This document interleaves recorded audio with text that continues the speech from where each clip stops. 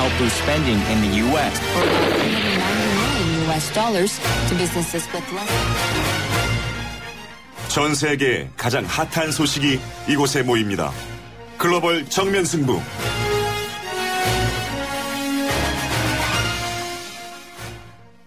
자, 이제 많은 대학들이 방학을 맞이하게 되는데요. 저도 출강을 하고 있는데 지난 월요일에 종강을 했습니다.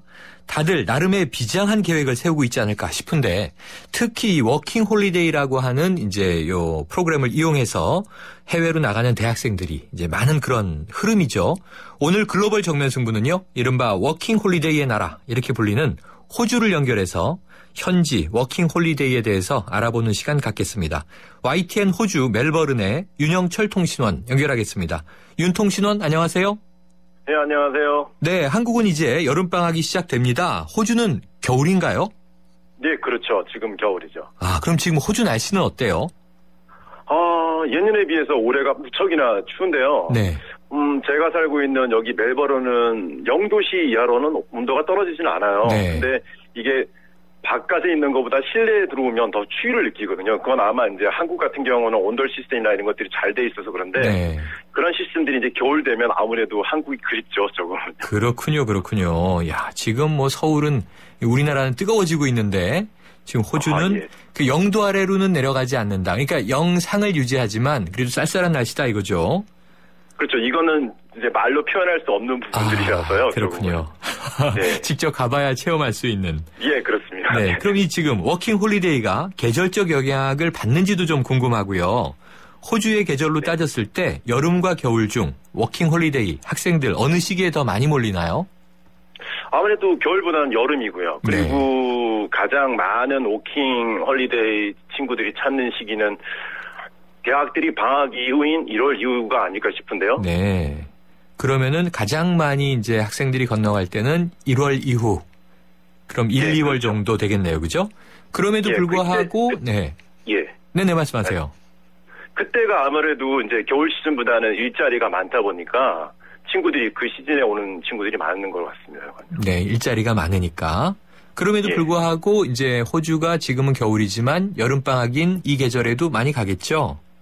예, 물론 그렇죠. 그건요. 네. 그럼 워킹 홀리데이로 온 학생들을 많이 보셨을 텐데요. 한국 학생들이 호주에 가게 되면 주로 어떤 곳에서 일을 많이 하나요? 뭐 대부분 언론에서 많이 뭐 말씀들 하시지만 뭐 농장, 공장, 뭐 식당 등에서 많이 일을 하시는데요. 네. 제가 생각하는 이유로는 뭐 한 가지를 든다 그러면 아무래도 이게 한 곳에서 6개월 이상을 일할 수가 없다 보니까 네. 전문 직종보다는 어떤 뭐 단순한 직종에서 더 많이 일을 하지 않나 생각이 들거든요. 네. 그렇군요. 지금 말씀하신 대로 이제 업종은 다양하군요. 농장도 있고 공장도 있고 식당이라든가 서비스 업종도 있고. 예. 네. 그럼 이제 그 안에 현지인 업소들이 있을 거고요. 또 우리 교민 업소도 있을 텐데 보니까 이 교민 업소에서 일하는 학생들이 최저시급 미만을 받는 것으로 이제 알려져서 논란이 되기도 했었는데 현지에서는 이제 이러한 사건 어떻게 바라보고 있습니까? 사실 뭐 임금 문제로 인해 갖고 워홀러들하고 교민들 사이에 뭐 크거나 작은 분쟁들이 있는 건 사실이고요. 네. 뭐 하지만 뭐 저도 교민이 한 사람으로서 뭐 오는 쪽이 옳다, 그러다고 말할 사안은 아닌 것 같아요. 네. 그 부분은. 다만 이제 제 생각에는 서로가 조금씩 더 이해하고 양보하면 또 좋은 방향으로 전개되지 않을까 그렇게 생각을 하거든요. 네. 그래도 이제 기본적인 원칙은 최저시급이라고 하는 것이 말 그대로 최저니까 최저시급 뭐 내지는 그 이상으로 주는 것이 바람직하겠죠. 흐름은. 예. 뭐 최근에 들어서 이제 교민들 가운데서 보면 그런 최저 시급을 주려고 노력하는 분들도 굉장히 많거든요. 그래서 아이들이 이제 워킹 친구들이 왔을 때 이 친구들을 위한 도우려는 여러 가지 노력도 많이 하고 있어요. 뭐 한인사회에서 뭐 무료 영어 교실을 운영한다든가 아니면 이 친구들이 지금 어떤 자격증을 취득할 수 있는 도움을 준다든가 이런 걸로 인해서 이제 워킹하고 그러니까 맨 처음에 이제 워킹 홀리데이 친구들이 이제 이곳에 왔을 때 안 좋은 시각이 되게 많았었거든요. 사실은 교민하고 워킹들 간에요. 근데 그런 것들이 이제 조금씩 제 생각에는 나아지고 있지 않나. 뭐 영사관도 마찬가지고 한인 단체들도 마찬가지고 많은 노력들을 하고 있다고 저는 생각을 하고 있거든요. 네. 그래서 개선되고 있다. 개선돼야죠. 그래서 서로 이해의 폭이 높아지면서 양보하고 함께 이 프로그램의 취지를 살려나가는 쪽으로 가고 있다. 이렇게 생각을 해봅니다. 그런데도 어쨌든 뭐 이 객지로 가는 거 아닙니까? 집 떠나서 이 그렇죠. 워킹 홀리데이를 이제 가는 학생들 현지에서 겪는 어려움은 어떤 것들이 있다고 우리가 알면 될까요? 뭐 최근 들어서 아무래도 호주도 실업률이 높다 보니까요. 이제 일자리 구하는 게 첫 번째로 가장 힘든 일이 아닐까 생각이 들고요. 네. 두 번째는 또 아무래도 이제 언어적인 문제겠죠. 네. 그리고 마지막으로 세 번째는 경제적인 문제가 아닐까 생각이 되는데요. 여비가 충분치 않게 가서 현지에서 벌어서 버티겠다 이런 생각으로 많이 가는 모양이군요.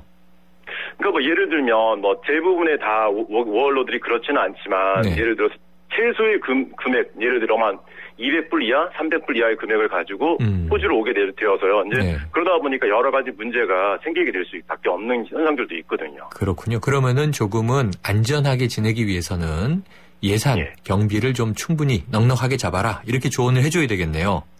예, 그렇습니다. 예. 네. 그러면은 우리나라도 많이 간다고 하지만 또 우리나라 이외에 다른 나라에서 오는 워킹 홀리데이 학생들도 많습니까?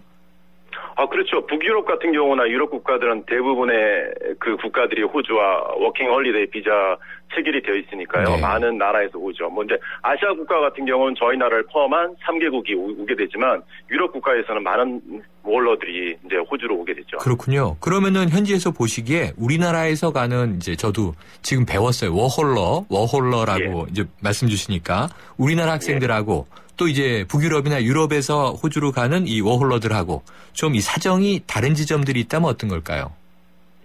제가 보기에는 이제 뭐 이 북유럽에서 오는 친구들 국가들도 영어를 사용하지 않는 나라들이 굉장히 많거든요. 그렇죠, 그렇죠.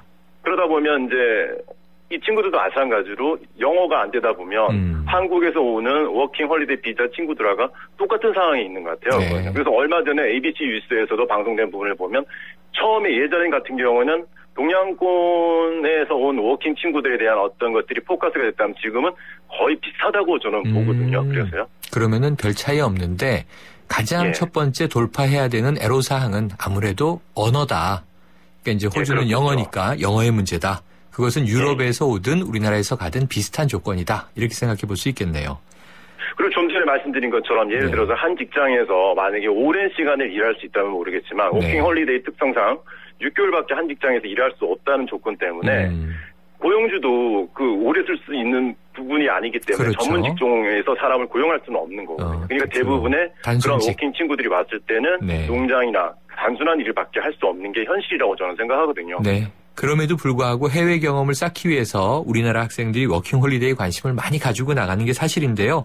현지 호주에서 지금 살고 계신 입장이니까 이 워킹 홀리데이 준비하는 학생들이 꼭 알아둬야 할 그런 조언을 몇 가지 알려주신다면요. 뭐 대부분 많은 분들이 말씀을 하시잖아요. 오시기 전에는 철저한 준비를 해야 한다고. 네. 뭐 저도 근데 이곳에 살다 보면 언어가 솔직히 이게 단시간에 이루어지는 부분은 아니라고 생각하거든요. 네. 언어 그래서 미리 제가 준비해야 말씀드리고 된다. 싶은 건 어떤 언어적인 부분이 아니라 경제적인 부분인데요. 네. 좀 전에도 말씀드렸지만 단 몇백 불의 생활 자금을 가지고 와서 네. 이제 어려움을 겪는 친구들을 알겠습니다. 쉽게 만날 수도 있고 네. 또 이제 또 하나 말씀드린다면 뭐 네. 일을 하다가 다쳐도 그 네. 여행자 보험 같은 게 가입하지가 않아서 네네. 병원을 가지 못하는 경우들도 있어요. 알겠습니다. 준비할 게 이제 있네요. 언어, 경제, 그리고 또 보험. 오늘 말씀 감사합니다. 예, 고맙습니다. 지금까지 호주 멜버른에서 YTN 윤영철 통신원이었습니다.